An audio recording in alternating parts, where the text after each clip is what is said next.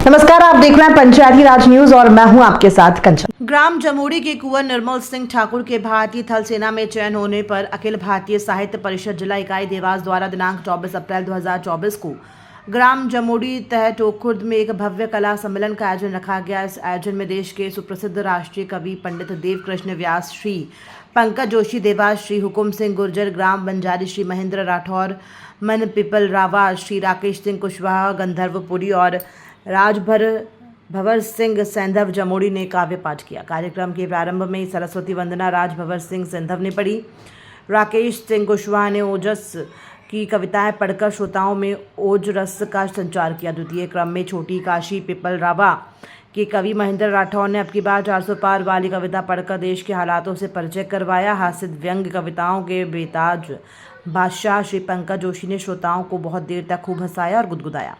Solo के सम्राट भाई हुकुम सिंह गुर्जर ने अपनी मीठी पेरोड़ियों और चुटीले अंदाज में श्रोताओं को देर तक बांधे रखा। राजभवर सिंह सिंधव ने अपने अपने विचार चिर परिचित अंदाज में वीर रस की कविताओं से श्रोताओं को सराबोर कर दिया। अंत में कवि सम्मेलन का शिखर कलश राष्ट्रपति पुरस्कार प्राप्त देश के ख्याति प्राप्त राष्ट्रीय कवि श्री देव कृष्ण जी व्यास ने चढ़ाया। सैनिकों के जीवन और मातृभूमि को समर्पित कविताओं से श्रोताओं को मंत्रमुग्ध कर दिया और चारों तरफ से भारत माता की जय और वंदे मातरम के नारे गूंजने लगे।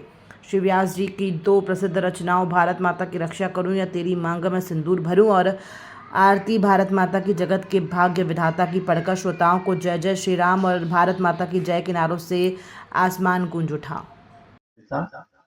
लेकिन हमारे जाने कौन से जन्म के पुण्य उदय हुए कि हमने मनुष्य योनि में जन्म लिया। और अगर मनुष्य योनि में भी जन्म ले लेते तो इस देश में, इस विश्व में कई राष्ट्र हैं। परमपिता परमेश्वर इसका इको कर्म कर दिया।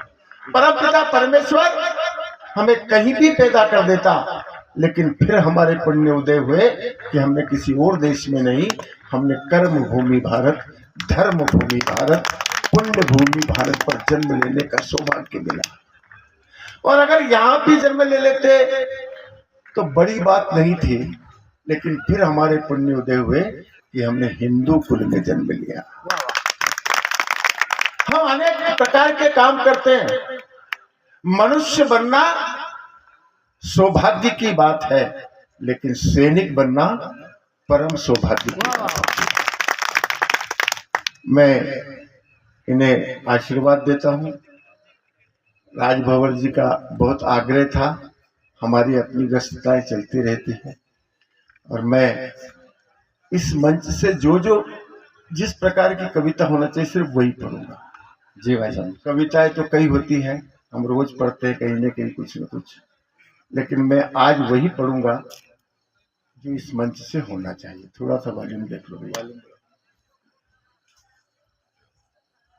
और गीत लिखता नहीं, थोड़ा ध्यान से, क्योंकि मेरे पास थोड़ा सरल शब्द तो है लेकिन भावनात्मक कविताएं ज्यादा है।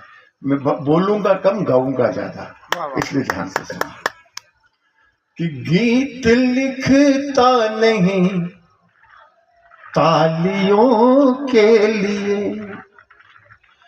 गीत लिखता नहीं तालियों के लिए, व्यंजनों से भरी थालियों के लिए, खून को सींच कर देश को रोपते मैं लिखता हूँ मालियों के। क्या बात है, क्या बात है, धन्यवाद आपको। कठिन कविता भी अब गांव में सुनी जाती जी कि फूल जैसा महकना तो आता नहीं। ये बेटा जब सेना में जाएगा ना तब आकर के ये संदेश देगा क्या कि फूल जैसा महकना तो आता नहीं, चिड़ियों जैसा चहकना तो आता नहीं। मैं जवानों के हाथों की बंदूक हूँ। मैं जवानों के हाथों की बंदूक इश्क हूँ चूड़ियों सा खनकना। बहुत क्या बात है। और क्या भाव लेकर के जाएगा, आप सबसे निवेदन कर रहा हूं। देखिए क्या इच्छा है इस मंच की, ये क्यों भजन के साथ, वो भजन भैया हुक्म जी कहाँ है? हुक्म जी गुजर। हुक्म जी आ जाओ। ये क्यों जवान, ये अपनी जवानी को इस देश के नाम पर देने के लिए निकला है, ये उद्देश्य लेकर के। अरे भारतीय अखंड बने, शक्ति में प्रचंड बने, हो सके तो आप यह यत्न बन जाइए। क्या बात है। भारतीय अखंड बने, भारतीय अखंड बने, शक्ति में प्रचंड बने, हो सके तो आप यह यत्न बन जाइए।